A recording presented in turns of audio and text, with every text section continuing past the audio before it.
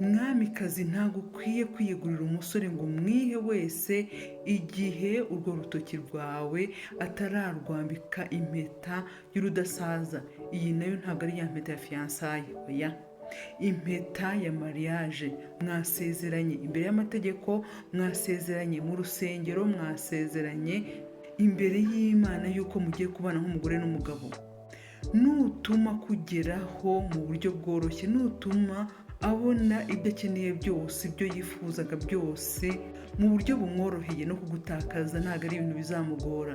Iyi niyo mpamvu usanga muri iki gihugu ushobora kubara umubare w'abantu babyaye badafite abagabo, ugasanga urenda kuruta abari mu rugo.